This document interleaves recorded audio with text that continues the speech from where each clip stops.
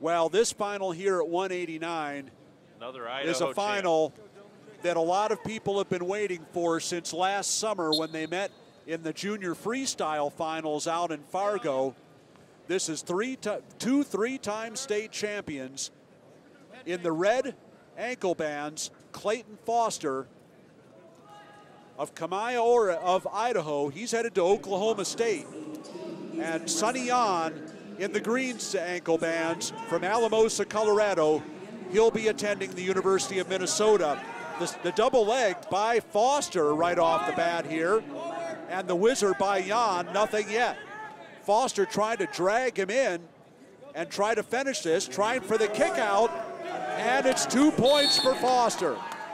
Foster draws first blood with a real nice shot. Actually, really draws first blood. Blood time, Red. And blood time for Foster. He has the takedown and he leads 2-0.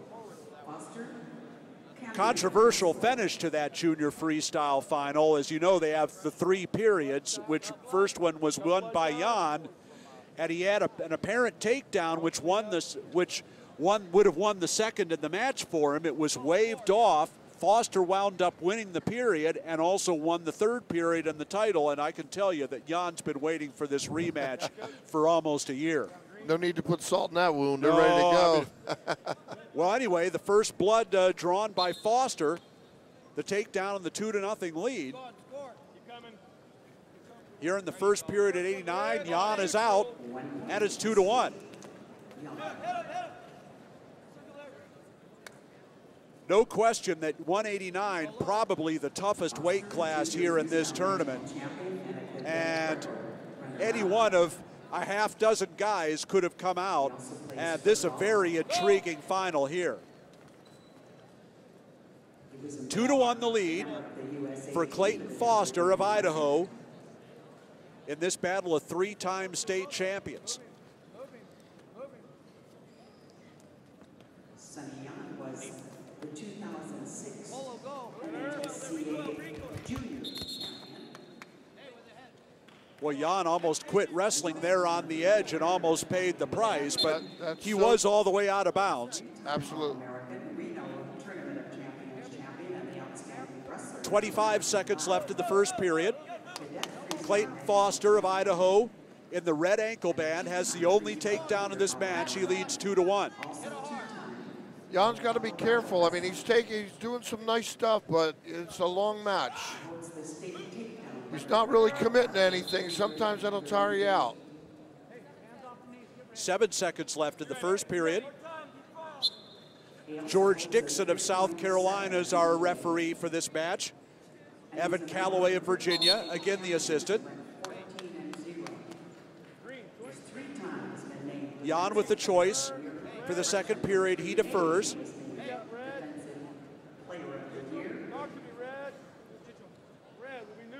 Foster will take neutral as we start the second. Interesting. And why not? He has a takedown. Had to think about that for a while before he made his decision. There must be some respect level for Yohn on top. I think he probably feels he can't be beaten on his feet. So far, he hasn't been.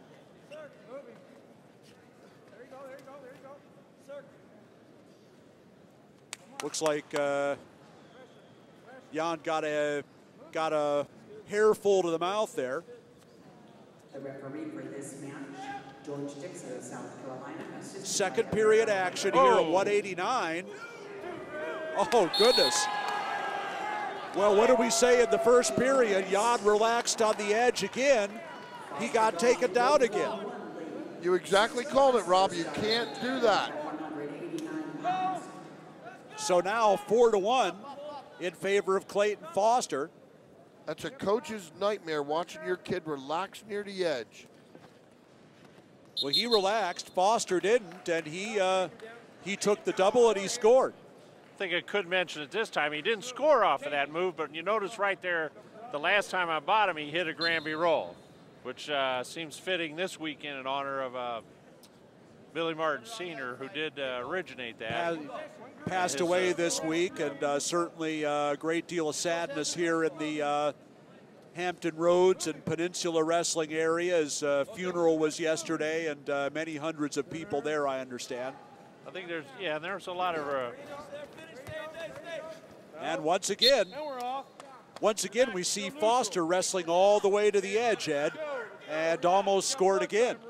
Dangerous, real dangerous wrestler that can wrestle well on the edge. Mat awareness, so important, that mat awareness. It is 4-2, the score in favor of Clayton Foster. He has 2 takedowns, and now blood time once again.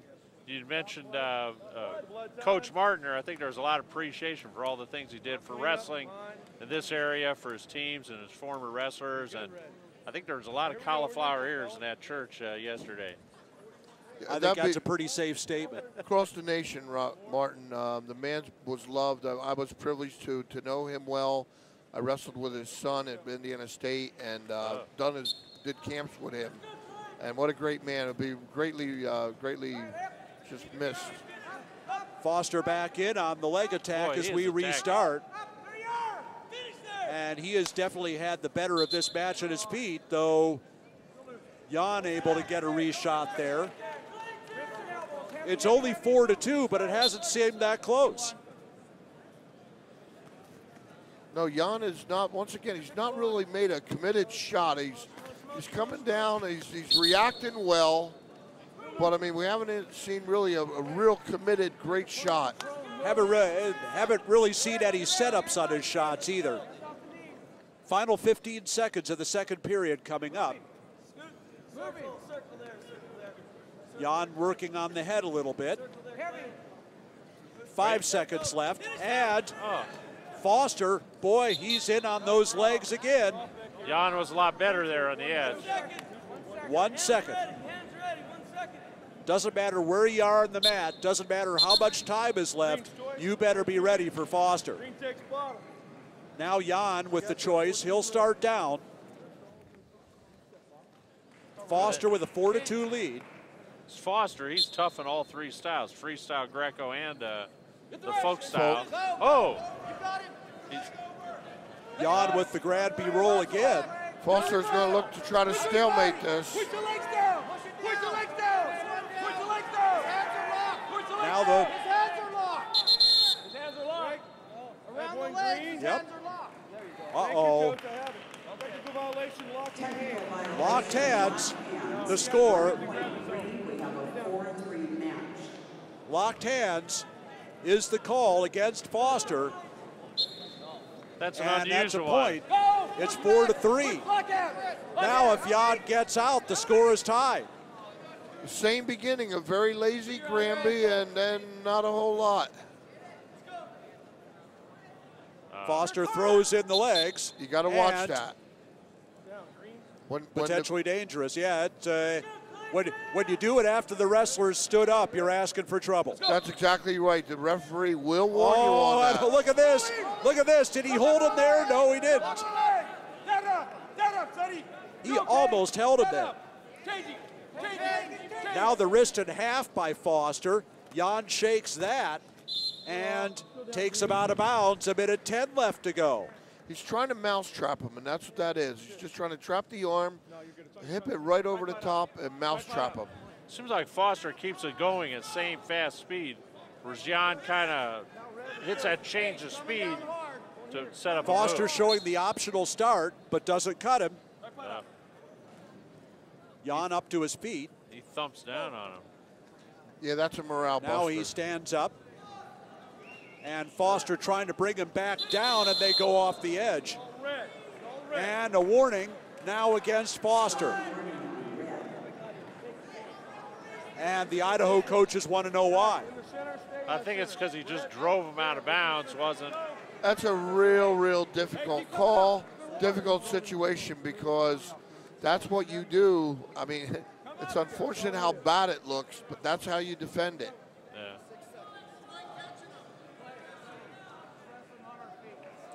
4-3, the lead for Clayton Foster, and he has a warning for stalling. Now, he's going to let Yohn loose. Looked like It's Yohn 4-4. wasn't sure. Yohn looking at him and saying, what are you doing that for? Yeah, he wasn't sure he's going to be let loose. 45 seconds left to go. Yohn needs to get something going on his feet. Both wrestlers do, as a matter of fact. Now a stalwarting against Yohn. There's the edge of the mat again. There it is. Wow. So with 28 seconds left. In your mouth, Green. Let's go. It's in your mouth. Stop digging it out. Let's go. Third takedown of the match, and this one puts Foster back in the lead. It is 6-4.